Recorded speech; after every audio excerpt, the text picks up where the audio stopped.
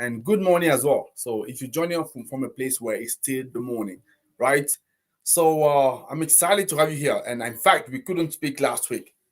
And I want to have a question for you. I have a question for you starting. So, what should be more important for you, or what is more important for you? Is it to get only energy, make sure you have electricity at your place, wherever you are? Or is it to make sure that you have energy, but that is from clean sources, clean energy sources? What should be the most important, right? So that's the question I want to discuss with you today because I don't know, but there are two key objectives that we're hearing this day, which is one is to achieve full electricity access for everybody across the planet by 2030, right? So that's an objective. But the second one is also to have to decarbonize our economies by the middle of the century. And sometimes you start wondering, so depending obviously where you're in the world, so what should be the most important? This is what I want to discuss with you. By the way, if you don't know me, my name is Tony Tiu, and I'm the founder and CEO of a company called Renewables in Africa, right? And this channel is all about demystifying the renewable energy sector for you so that when you have questions, so you can submit that and we can discuss it for you and make it clearer, right? Whether you are an investor looking to invest into the sector, right? And looking for some answers, or you're a professional, you want to jump into the sector, or you're purely a business, right? You want to get responses to your questions. This is the right place for you to join. So feel free to join one of our platform, whether on YouTube, on Instagram, on LinkedIn, but also on Facebook, right? So we're more than happy to discuss with you.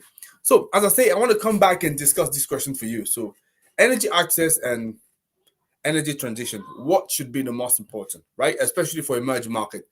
But before I go that, so let me share with you a couple of slides and then we can have a very quick discussion after that, right? So let me do that right now. Yes, I should be able to see. Okay. I believe I'm sharing my screen now. Yes. And you should be able to see. Let me just go on full screen. Yes. Okay. Energy access. So what do we know?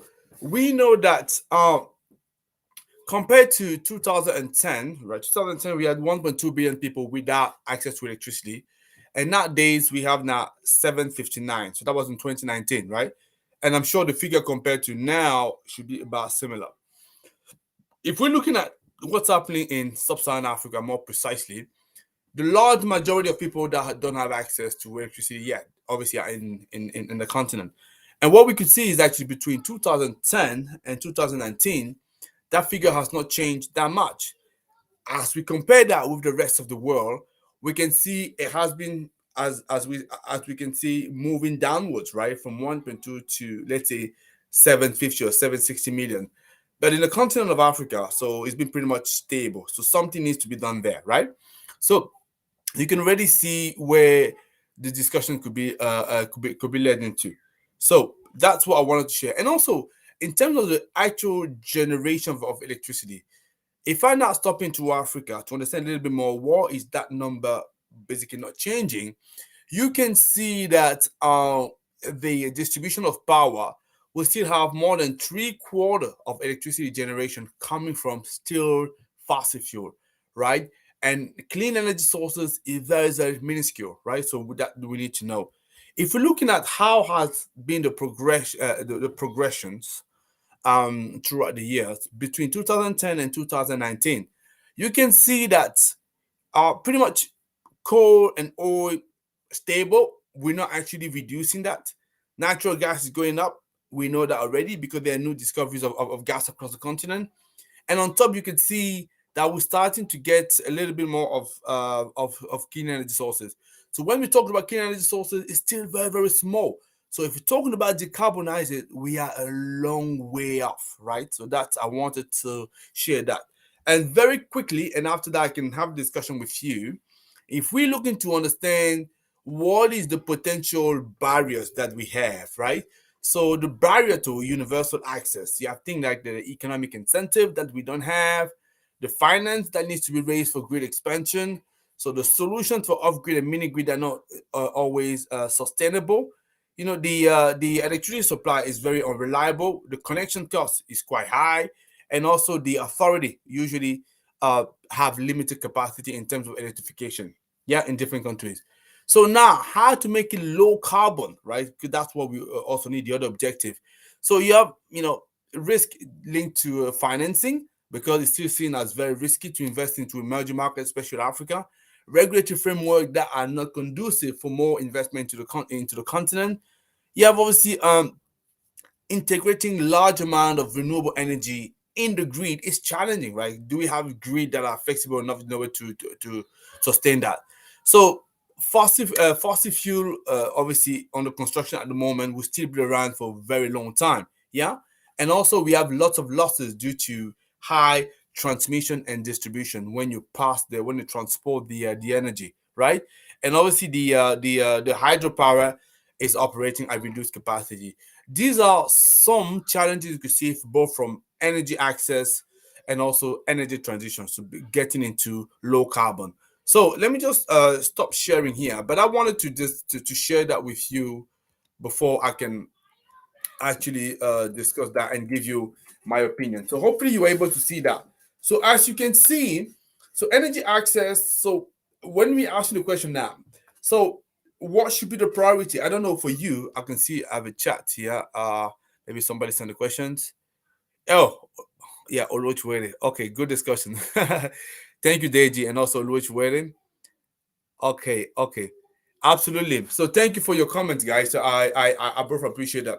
So what basically, if we're looking at what should be the priority, right, between energy access and energy transition. Now, if I'm looking from an African point of view, as we could see, right, between over the last decade, the actual energy access has not progressed that much, right? You still have roughly 500, let's say, in fact, even gone up a little bit, 570 people missing electricity compared to 550 that we had in 2010.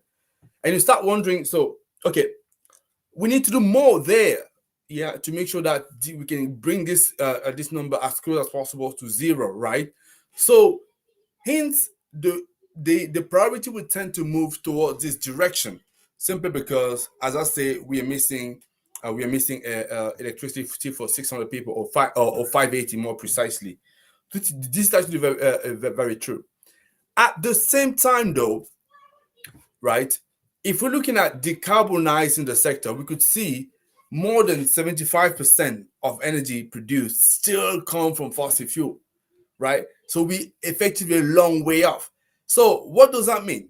It means to me, if we prioritizing only energy access, yes, we could make some progress there potentially, but that means we're not gonna progress that much on the decarbonization, right? Because as you could see, 75% still come from fossil fuel, right?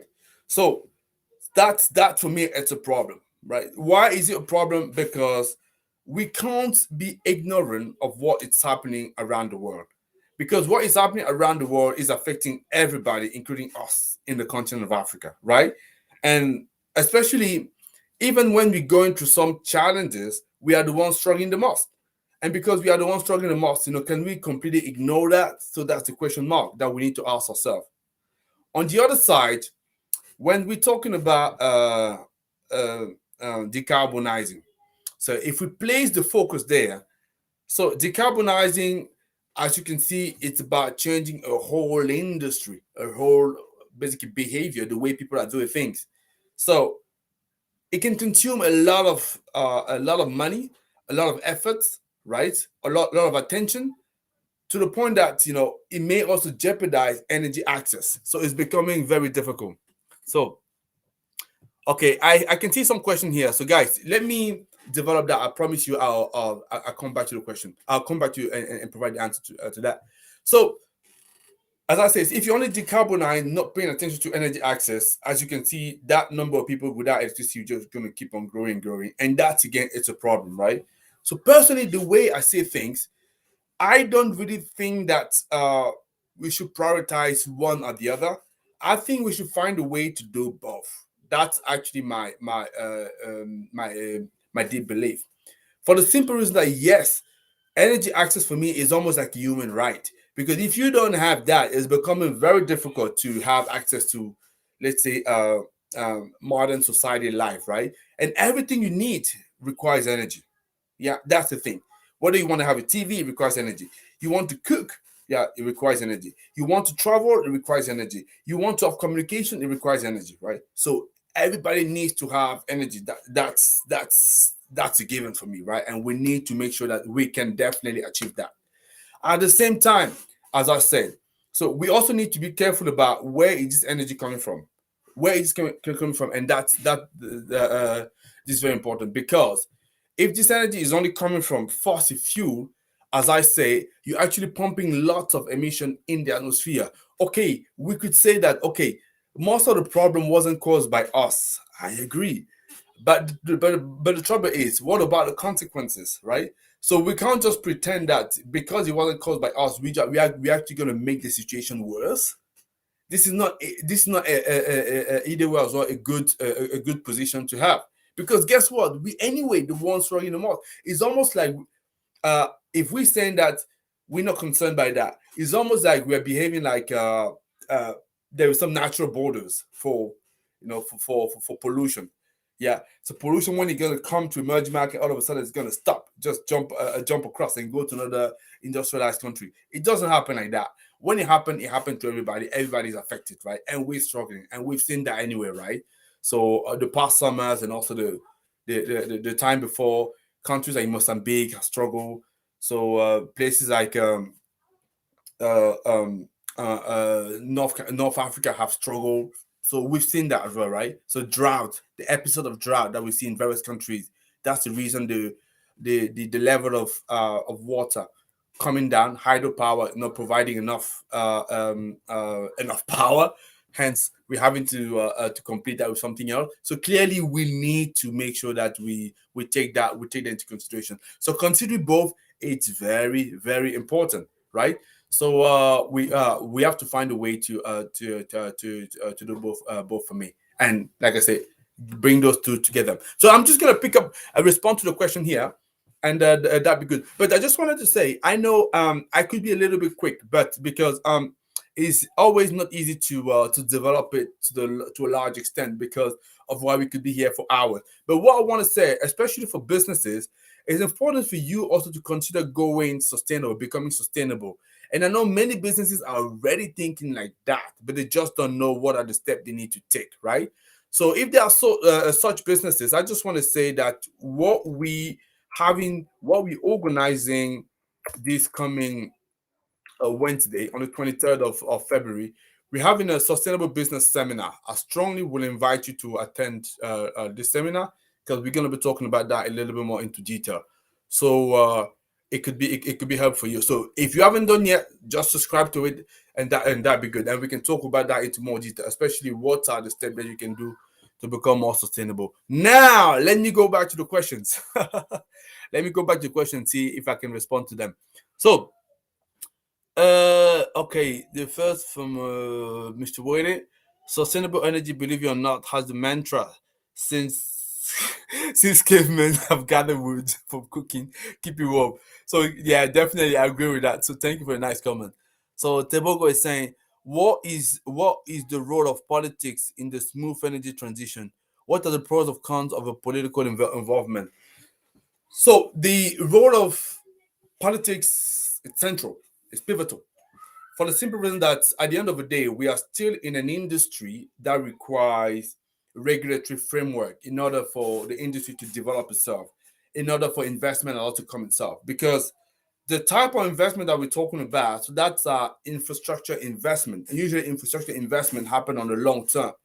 And for an investor to come and deploy his money in a place for a long time, he needs to have some sort of guarantee, some visibility that later on he's able to recoup the money, recoup his the return of his investment. So having that long-term visibility is important. So, and usually that long-term visibility will clearly be helped by the regulatory framework that is operating in the country. So it's almost impossible to do without the politicians. So they're very important. So at the same time as well, so let me just give as well. That's what I say. It's kind of really pro politics for that. Yeah, pro politics involvement, just to make sure that you can hold your politician accountable and you can vote them out where it's possible. Obviously, vote them out when they're not delivering on their mission. And you can also make sure that in the manifesto that they're putting forward, that clearly there is how can I say that? There's a consideration for what's going to happen for the energy sector and also what's going to happen for the rollout of more clean energy sources. So you, as a citizen, have the power to make sure you can hold this guy accountable. So that's what I say. The con now, it's that usually people rely so much on politics that they forget that themselves already at the level they can do something, right? For example, in many countries, yes, it may still not be possible to sell electricity as a private entity or private business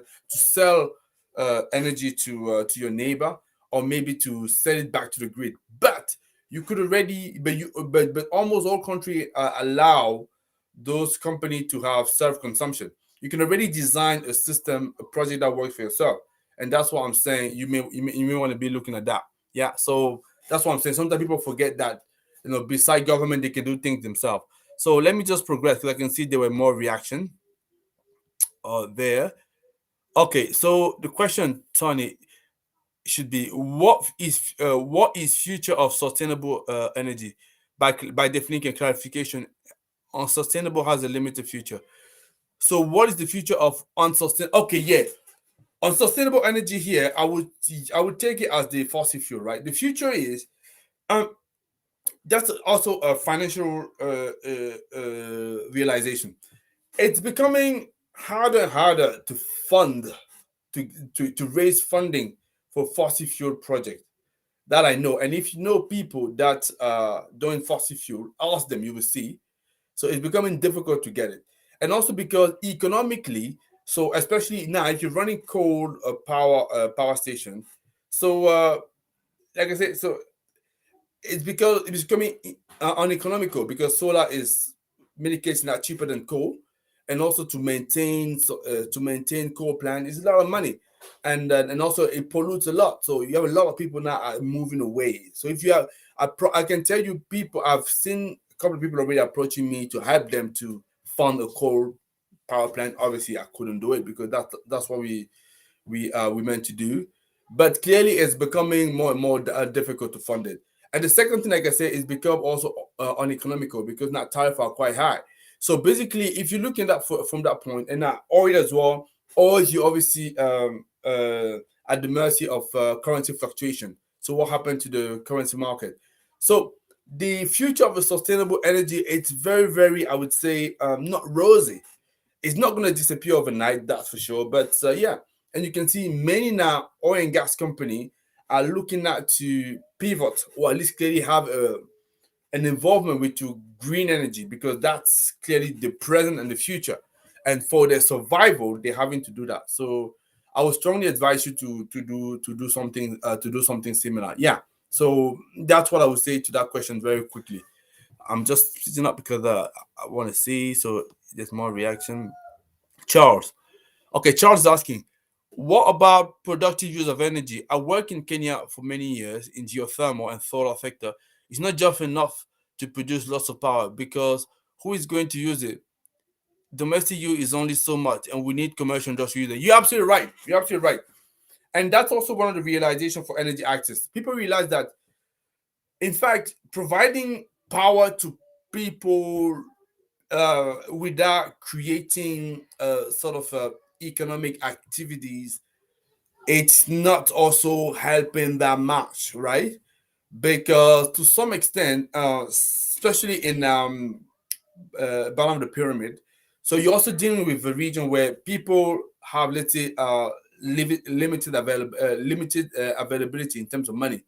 So sometimes they're just not able to be able to pay you when you're providing power to them. And if you're not finding a way to raise the level of the livelihoods of these people, so you also struggle with your business model.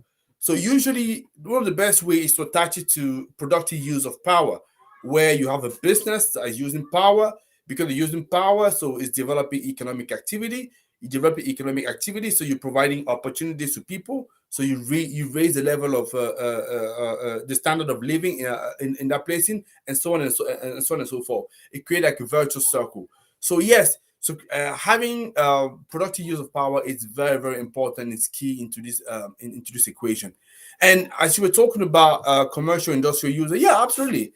For us, renewables in Africa, and we're not the only one. We operate in that sector, CNI. So we're talking to many companies, who wants to go green and helping them to go to go solar. Yes, because 80% of businesses across the continent experiencing power outages, and many of them obviously struggling with energy costs. So the way to tackle that, and the thing is, they struggle with energy costs because costs are going up. But the other thing also you should know is that at least 60% of utilities across the continent, right, the tariff is not even cost reflective. It's not even cost reflective, right? So that means realistically, for those utilities to survive, they have no choice but to keep on increasing the cost. At times, they can drop it a little bit. Let's say maybe when an election comes, so there could be a decision taken by government that just to keep citizens happy, and just for, like I say, political maneuver, they can either hold the tariff to the level where they are or drop them a little bit. But trust me, guys, if you look over a period of time, I would challenge you to find like at least 2 or 3 countries in Africa that are dropped the price significantly, consistently, right? In fact, if you take a 10-year period, you will see prices is only going up. And like I say, because 60% at this are not even cost reflective. And I think the real number could be actually higher than that. So costs going to keep on going up. For the infrastructure, for the power outages to stop, you need to have much more stable infrastructure to support the the energy provision, and that's again this is also a problem. So that means most likely for those businesses, what is the credible model that is out there? I think for many of them it's to go solar. This way they can maintain and control this cost that they're having. So yes, so going solar, productive use of power is very, very important. Hopefully Charles will respond to your question. So Charles was connecting from LinkedIn. That's great. And the other guys, yeah, I think I had. Oh yes, good. I had a Facebook, yeah, YouTube, and Facebook question. Excellent, guy. I can see you watching us from different places. I love it, Prison. So I don't know if there's any questions. If no more questions, I would say probably gonna leave it there. But guys, don't forget that we have our seminar coming on the 23rd of February, this coming Wednesday. So you haven't subscribed yet, just subscribe to that. And by the way, I would definitely encourage businesses to join. You don't need to be in the sector. In fact, if you're not even in the sector, it's better, because what we want to do is to tell you how you can take steps to become sustainable, at least to start this journey, and also give you a platform where you can come and answer and ask your question, and we'll be very happy to respond to that. So hopefully that was clear and that was okay for you guys. So if you like it, just drop a comment below. So leave us your comments. So tell us what you were thinking of that about that, and also suggest some topic that we can talk about in the future. If you want to connect with me to LinkedIn. So Tony to you can see my name there, so in the corner. So connect with me on Tony to you, and I'll be more than happy to discuss further with you. So I can make sure that either me or one of my colleagues will always revert back to you. Is that okay? Good. Are we happy? So yeah, let me just check. I can see one new message that is coming. Oh, is Tolulope. Okay, Tolulope is saying, is there a funding provision for African professional study? This is a very interesting question that I'm getting. So first of all, Thank you for asking the questions. It definitely shows that you are interested into the sector and you are connecting, right? So you're spending some time of your Sunday talking to me. So, is there a funding provision for African professional? Um, I'm sure there must be some initiatives out there here and there where you can tap into. Yeah, so that's what I could say. So, is there one that I'm aware of? I would say not really. What I would say to you though is to see that as kind of a first of all, ask your question. So, how important or serious you are with what you want to do?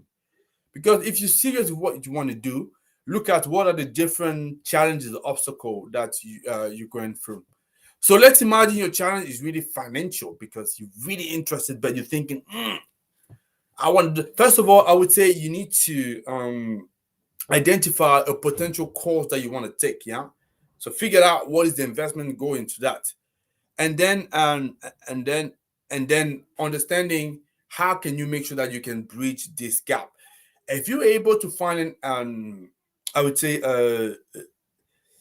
an initiative, right, that can help you to fund it, that's great. But if not, you may want to start thinking maybe outside the box. I'm just suggesting something, right? So let me know what you think. And I'm also suggesting that because renewables in Africa, we have a couple of courses online, even more than that.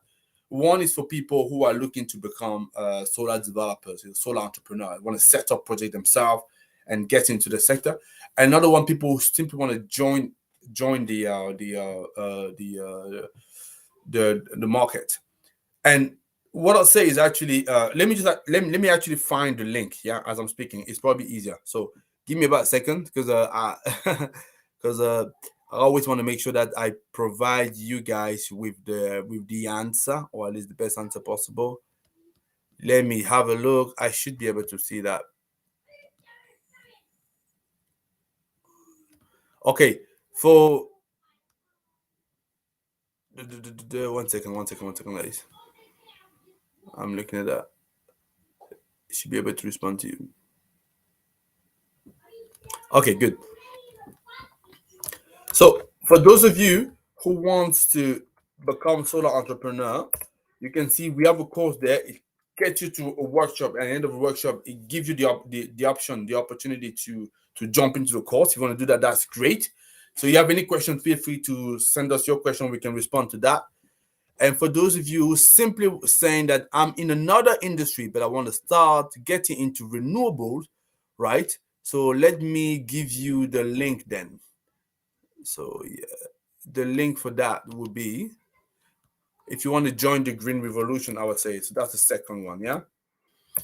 So there's a couple of courses there, but what I would say is actually for especially the first course, if you don't know what to do, what about joint venturing with somebody else, whereby the two of you can be investing into the course and then share that same access, right? That's a way to achieve what you want to do. I would just encourage you to think creatively. So that's what I had to do from. So if people who know me, they will know that in fact I come from another industry. I was in the automotive industry, right? So I sort of had to learn everything about renewables. So I had to create something. It's not like I had a pot of money waiting for me somewhere. I find a way to be creative. So this is what you may want to do. Yeah. So that's great. So let me just Tebogo would say, I'm currently working in renewable energy, particularly wind. Okay, that's great, Tebogo. I think it's great to share that. So I would say come to sustainability business seminar, and please invite businesses that are not in the sector because they're really going to benefit from it.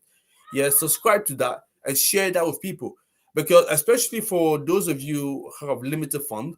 So obviously not everybody could be free. I agree, but we doing what we can to have some free tools or free access at times to give you at least an understanding of what the industry is and discuss some of the questions that could be important for you so you can see. So definitely subscribe to that and that'd be great. Yeah.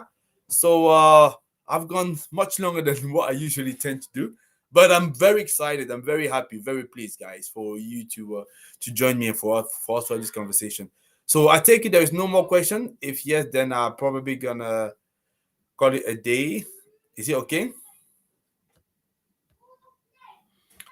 Yeah, I'm also doing. Tobago is very motivated. I'm also doing PDP in business admin. Once my topic is about reducing the impact. Well, Tobago, I think yeah, engage with the team, as I say. So drop an email into our page, Renewables in Africa on LinkedIn, or our website, renewablesinafrica.com. You can reach out to me, and I can get you to speak to me or one of my colleagues, depending who is available. Yeah, but yeah, spread the word. And if you're talking about the impact of global warming, like I say, come to the Wednesday seminar and invite people and invite businesses. Yeah, and that'd be good. Is it okay? Excellent. So, just a brief overview. Jared is saying, how can economies or businesses make a transition to more sustainable? So, how can they do it? so, so Jared, you're asking me to summarize in few days, in few words, what we're going to discuss at length on Wednesday. well, um, let me just give at least a response that's going to hopefully encourage you to come to the seminar. So what can they do? It's first of all understanding what the